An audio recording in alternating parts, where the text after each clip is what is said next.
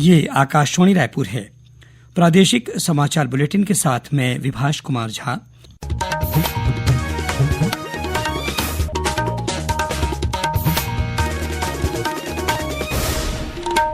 सभी श्रोताओं को गणतंत्र दिवस की हार्दिक शुभकामनाएं। और पेश हैं आज के मुख्य समाचार। राष्ट्र आज 76वां गणतंत्र दिवस मना रहा है। राष्ट्रपति द्रौपदी मुर्मू ने नई दिल्ली में कर्तव्य पथ पर परेड की सलामी दी। छत्तीसगढ़ में भी गणतंत्र दिवस हर्षोल्लास के साथ मनाया गया। राज्यपाल रमेन डेका ने रायपुर में और मुख्यमंत्री विष्णुदेव साय ने अंबिकापुर में तिरंगा फहराकर परेड की सलामी दी। नारायणपुर जिले के जनजातीय कलाकार पंडीराम मंडावी को पद्मश्री सम्मान के लिए चुना गया। और भारतीय जनता पार्टी ने प्रदेश के 10 नगर निगमों के लिए महापौर और 47 नगर पालिकाओं के अध्यक्ष पद के लिए अपने प्रत्याशियों की घोषणा कर दी है। अब समाचार विस्तार से। राष्ट्र आज 76वां गणतंत्र दिवस मना रहा है। इस अवसर पर नई दिल्ली में कर्तव्य पथ पर राष्ट्रपति द्रौपदी मुर्मू ने ध्वजारोहण किया। इस समारोह में इंडोनेशिया के राष्ट्रपति प्रबोवो सुबियांटो मुख्य अतिथि के रूप में शामिल हुए। आज की परेड में देश की सभ्यता, संस्कृति और वैज्ञानिक प्रगति को दर्शाने वाली मनमोहक झांकियां प्रस्तुत की गईं।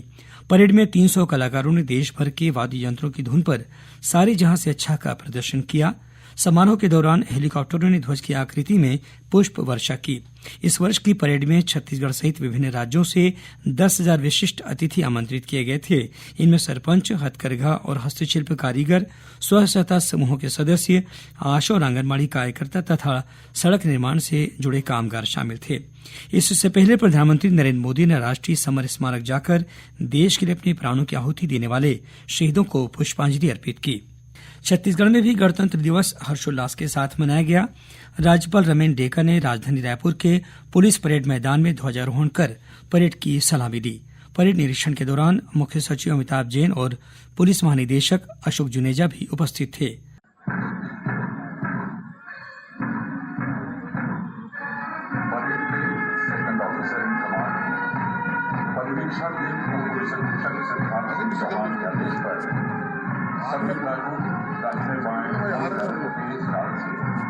अपने संबोधन में राज्यपाल ने कहा कि आज छत्तीसगढ़ जिस तेजी से विकास की राह पर बढ़ रहा है और विकसित छत्तीसगढ़ की परिकल्पना पर काम कर रहा है, इसके पीछे पूर्व प्रधानमंत्री अटल बिहारी वाजपेयी का सुशासन का मंत्र और समावेशी विकास की सोच है। श्री डेका ने कहा कि हमारे गणतंत्र को सबसे बड़ा खतरा हिंसक विचारधाराओं से है। पिछले कई वर्षों से छत्तीसगढ़ माओवाद से जूझ रहा था। राज्य की भाजपा सरकार ने 1 वर्ष के भीतर सघन अभियान चलाकर माओवादियों को कमजोर करने का कठिन परिश्रम किया है। उन्होंने नियत निल्लानार योजना का उल्लेख किया। हमारे गणतंत्र की सबसे बड़ा खतरा हिंसक मिनोरिटी से है। विगत कई वर्षों से प्रदेश माओवादी के संकट में उलझ रहा है। मेरी सरकार ने 1 वर्ष के भीतर सघन अभियान चलाकर माओवादी को कमजोर करने का कठिन परिश्रम किया है। उत्साह और उमंग से भरे हमारे जवानों ने माओवादी को रीढ़ तोड़ दी है। उन्होंने माओवादी को उनके सबसे सुरक्षित पदाधिकारी में मार गिराया है। जिन इलाकों में माओवादी आतंक के वजह से विकास का उजाला नहीं पहुंच सका है, यहाँ याद मेघालय युद्ध के माध्यम से मेरी सरकार 17 विभागों के 53 योजनाओं और 28 नागरिक सुविधा। राज्यपाल ने अपने संबोधन में छत्तीसगढ़ की भाजपा सरकार की प्रमुख उपलब्धियों और विभिन्न योजनाओं का भी जिक्र किया। समारोह में राज्यपाल ने राज्य के पुलिस अधिकारियों को पुलिस वीरता पदक, विशिष्ट सेवा के लिए राष्ट्रपति का पुलिस पदक, सराहनीय सेवा के लिए पुलिस पदक, सराहनीय सुधार सेवा पदक और गृह रक्षक तथा नागरिक सुरक्षा सराहनीय सेवा पदक प्रदान किए। साथ ही उन्होंने पोषण जायसवाल, कुणाल कोष्टे और जयंत कुमार मरकाम को राज्य वीरता पुरस्कार से नवाजा। वहीं मुख्यमंत्री विष्णुदेव साय ने सरगुजा जिला मुख्यालय अंबिकापुर में राष्ट्रीय ध्वज फहराया और परेड की सलामी ली। इस मौके पर मुख्यमंत्री ने अपने संबोधन में स्वाधीनता सेनानियों के बलिदान और संविधान निर्माताओं के योगदान को याद किया। उन्होंने कहा कि इस गणतंत्र की धरोहर को सुरक्षित रखने और सहेजने संवारने की जिम्मेदारी हम सभी के साथ ही भावी पीढ़ी के हाथों में है। हमारा गणतंत्र हमें सत्यमेव जयते की सीख देता है। मुख्यमंत्री ने कहा कि बस्तर में माओवाद अब अंतिम सांसें गिन रहा है। जल्द ही बस्तर नक्सल आतंक से पूरी तरह मुक्त हो जाएगा। प्रधानमंत्री नरेंद्र मोदी के नेतृत्व में नई रणनीति बनाकर राज्य सरकार ने माओवाद के कैंसर को नष्ट करने का काम किया है। सुरक्षा बलों ने 1 साल के भीतर ही माओवादी कैडर के 260 से अधिक माओवादियों को मार गिराया है। हमारे गणतंत्र की इस भावना की विजय हमने गंभीर नक्सलग्रस्त इलाकों में देखी है। इन इलाकों में माओवाद ने अपनी हिंसक विचारधारा से न केवल आम आदमी के जीवन को नरक बना दिया था, अपितु भारत के गणतंत्र को चुनौती देने के लिए गणतंत्र खड़े करने की योजना बनाकर काम कर रहे थे। हमारे सुरक्षा बलों का इनसे लगातार संघर्ष चल रहा है। यशस्वी प्रधानमंत्री श्री नरेंद्र मोदी जी के नेतृत्व में नई रणनीति बनाकर हमने माओवाद के कैंसर को नष्ट करने का काम किया है। वहीं केंद्रीय राज्य मंत्री तोखन साहू ने कोरबा में, उप मुख्यमंत्री अरुण साव ने रायगढ़ में और विधानसभा अध्यक्ष डॉक्टर रमन सिंह ने दुर्ग में ध्वजारोहण कर परेड की सलामी ली। बस्तर में उप मुख्यमंत्री विजय शर्मा ने बस्तरिया वेशभूषा घुरुआ पागा पहनकर ध्वजारोहण किया और स्थानीय बोली हल्बी में अपना संबोधन दिया। इसके अलावा मंत्री केदार कश्यप ने दंतेवाड़ा में, सांसद महेश कश्यप ने कांकेर में, भोजराज नाग ने सुकमा में और देवेंद्र प्रताप सिंह ने कोंडागांव में ध्वज फहराया। वहीं विधायक लता उसेंडी ने नारायणपुर में, भाजपा अध्यक्ष किरण सिंह देव ने बीजापुर जिले में ध्वजारोहण किया। इसी तरह प्रदेश के अन्य जिलों में भी राज्य के मंत्री, सांसद और विधायक गणतंत्र दिवस समारोह में मुख्य अतिथि के रूप में शामिल हुए। प्रादेशिक समाचार आप आकाशवाणी रायपुर से सुन रहे हैं। छत्तीसगढ़ की खबरों से है आपका वास्ता और खबरों की विश्वसनीयता से है हमारा वास्ता। आकाशवाणी समाचार रायपुर के प्रादेशिक समाचार बुलेटिन के साथ ही हमारे समसामयिक कार्यक्रम आप रेडियो के अलावा अपने मोबाइल पर भी सुन सकते हैं। आकाशवाणी समाचार फेसबुक, ट्विटर और यूट्यूब पर भी उपलब्ध है। हमारा Facebook page Chhattisgarh news on AIR, Twitter handle CGAIR news और हमारा यूट्यूब चैनल है छत्तीसगढ़ AIR न्यूज। तो अब रेडियो के साथ ही आपके मोबाइल के जरिए भी हम पहुंच रहे हैं आप तक। छत्तीसगढ़ की हर खबर के लिए सुनते रहिए आकाशवाणी समाचार।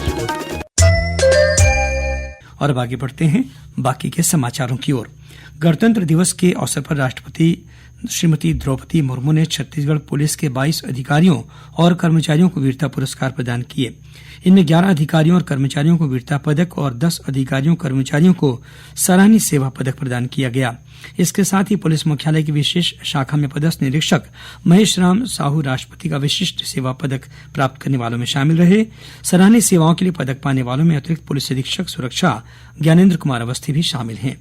मुख्यमंत्री विष्णुदेव साय ने इस उपलब्धि के लिए छत्तीसगढ़ पुलिस विभाग के सभी सम्मानित अधिकारियों और कर्मचारियों को बधाई और शुभकामनाएं दी हैं। नई दिल्ली के ऐतिहासिक लाल किले में इस वर्ष गणतंत्र दिवस के अवसर पर आयोजित होने वाले भारत पर्व 2025 में छत्तीसगढ़ की झांकी विशेष आकर्षण का केंद्र रही। छत्तीसगढ़ की झांकी में राज्य की समृद्ध जनजातीय परंपराओं और रामनामी समुदाय की विशिष्ट झलक प्रस्तुत की गई। भारत पर्व 2025 का आयोजन लाल किले प्रांगण में 31 जनवरी तक किया जाएगा।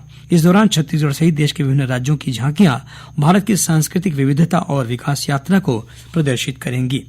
बीजापुर जिले के अंदरूनी क्षेत्रों में स्थापित नए सुरक्षा कैंपों के साथ ही सभी थानों में गणतंत्र दिवस समारोह उत्साह के साथ मनाया गया।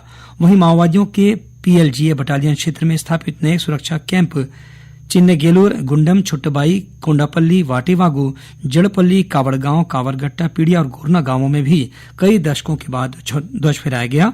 ध्वजारोहण कार्यक्रम में ग्रामीणों के साथ छोटे छोटे बच्चे भी उत्साह के साथ शामिल हुए। वहीं सुकमा जिले के माओवाद प्रभावित क्षेत्रों में स्थापित सुरक्षा कैंपों में भी एक लंबे समय के बाद पहली बार CRPF और कोबरा बटालियन के जवानों ने ग्रामीणों की मौजूदगी में गणतंत्र दिवस मनाया। इनमें गोमगुड़ा, रायगुड़म, मेटागुड़ा और तुमलपाड़ के अलावा दक्षिण बस्तर के कई माओवाद प्रभावित क्षेत्र शामिल थे।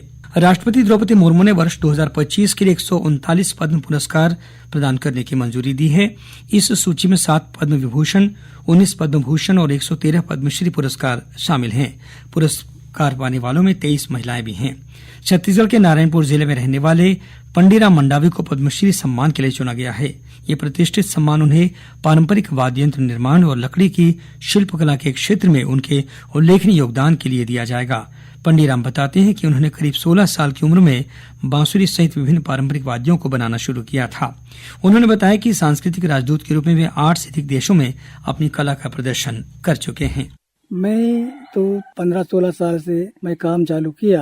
मैं सारंगी बनाना चालू किया, बांसुरी बनाना चालू किया। एक तो मुंह से फूकने वाला बांसुरी बनाना, एक हाथ से घुमाने वाला बांसुरी चालू किया, और लकड़ी का कंगी, लकड़ी का मूर्ति ये भी बनाना चालू किया। टेंडोड़ हुआ, ये वो भैंस सिंह का तोड़ी हो गया। श्री मंडावी गोंड मुरिया जनजाति के हैं। वे पिछले 5 दशकों से काष्ठ शिल्प और जनजाति वाद्य यंत्रों के निर्माण से जुड़े हुए हैं।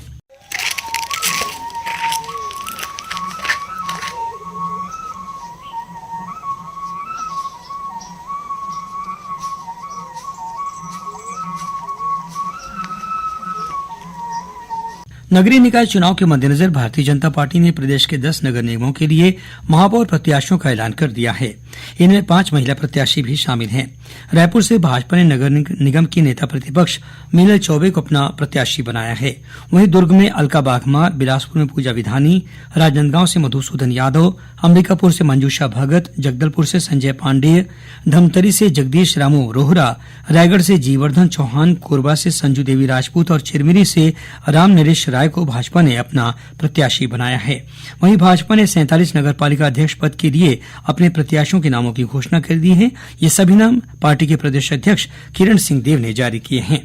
प्रदेश में त्रिस्तरीय पंचायत चुनाव के तहत तीनों चरणों के लिए निर्वाचन की अधिसूचना एक साथ कल 27 जनवरी को जारी होगी। इसी के साथ नामांकन पत्र भरने की प्रक्रिया भी शुरू हो जाएगी। नामांकन जमा करने की अंतिम तारीख 3 फरवरी तय की गई है। अंत में मुख्य समाचार एक बार फिर। राष्ट्र आज 76वां गणतंत्र दिवस मना रहा है। राष्ट्रपति द्रौपदी मुर्मू ने नई दिल्ली में कर्तव्य पथ पर परेड की सलामी दी। छत्तीसगढ़ में भी गणतंत्र दिवस हर्षोल्लास के साथ मनाया गया। राज्यपाल रमेन डेका ने रायपुर में और मुख्यमंत्री विष्णुदेव साय ने अंबिकापुर में तिरंगा फहराकर परेड की सलामी दी। नारायणपुर जिले के जनजातीय कलाकार पंडीराम मंडावी को पद्मश्री सम्मान के लिए चुना गया और भारतीय जनता पार्टी ने प्रदेश के 10 नगर निगमों के लिए महापौर और 47 नगर पालिकाओं के अध्यक्ष पद के लिए अपने प्रत्याशियों की घोषणा कर दी है। इसी के साथ प्रादेशिक समाचार बुलेटिन समाप्त हुआ। नमस्कार।